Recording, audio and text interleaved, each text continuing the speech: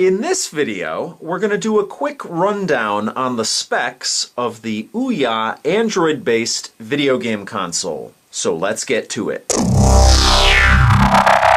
Now, the OUYA was dreamt up by some game industry veterans.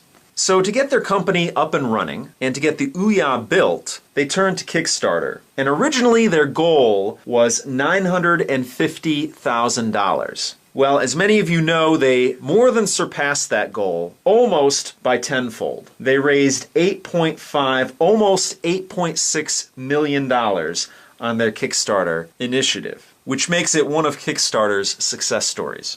Now, to date, there have been 3 versions of this OUYA console. The first one was the transparent version, which was for developers only. The second version was this one, and as you can see, it's silver in color, silver and black, and the console itself is aluminum with plastic. And it's actually a cool little U-shaped cube. Now, right now I have it plugged in the back here with an HDMI cord and the power cord, because I actually want to power this up so you can actually see what it looks like when it's powered up. Now, if you actually want to see this device in action, I have several other videos posted on this device. So just click on the link at the end of this video to check them out.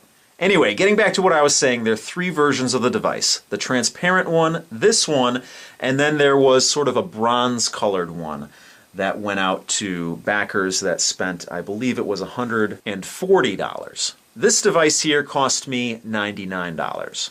Now, as of the filming of this video, the OUYA runs on Android 4.1 Jelly Bean. The brains behind this device is an NVIDIA Tegra 3 system on a chip, which is comprised of a 1.7 gigahertz quad-core ARM Cortex-A9 CPU, combined with NVIDIA ULP GeForce graphics. Now, to put this into perspective, the Nexus 7 also runs on an NVIDIA Tegra 3, but the Tegra 3 in the Nexus 7 is clocked at 1.2 gigahertz per core. So the OUYA's Tegra 3 has a higher clock speed on it. And that probably can be contributed to the fact that it doesn't need to rely on a battery to power it up. You plug it in the wall. So they don't have to worry so much about power consumption.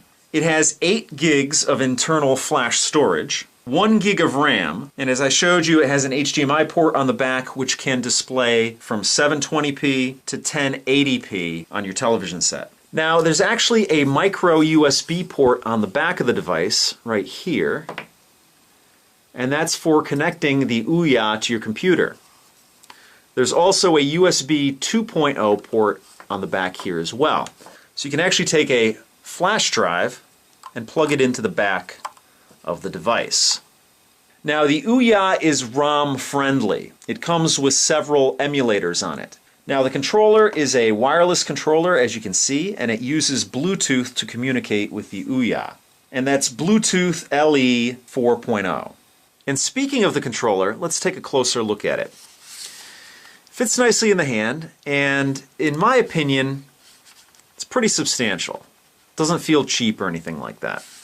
The setup is similar to an Xbox 360 controller, where you have the offset analog sticks.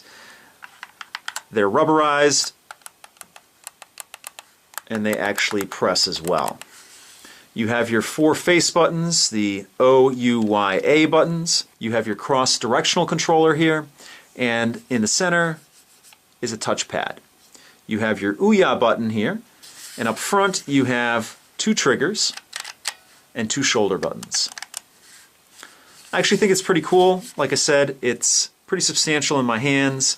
You have your OUYA branding here, and under these face plates, which I believe you can actually swap them out. I don't think at this time you can. I don't think there's anything but the silver. But if I can get this faceplate off, I will show you that you have one of the battery compartments on this side and you have a duplicate on this side. The OUYA has an Ethernet port on the back. I prefer to use wireless, and the OUYA is equipped with 802.11 B, G, and N wireless. And as you can tell, the OUYA is very small. It's actually 75 millimeters square, or in other words, 2.9 inches as a cube, even though it's rounded off on the bottom. Now you do have some venting up top here and on the bottom as well, as you can see. There is a fan in here, and it's pretty quiet, although if you put your ear up to it, if you've been running it for a while, you can probably hear the fan. But it's nothing that's going to be distracting when you're playing games on it. So let me just turn it on here. And you see the little OUYA light up top. And as I bring it closer, you probably can't even hear it because I don't think the fan is on right now. So that's the OUYA Android-based video game console. Again, I have several other videos on this device, and once I've used it a little bit more, I'm going to do a full review on it. But that's going to do it for this video. So if you have any questions or comments, please post them down below. If you like what you see, please subscribe. And as always, if you want to help out my channel, give me a thumbs up or favorite this video. So thanks so much for watching, and I'll see you guys next time.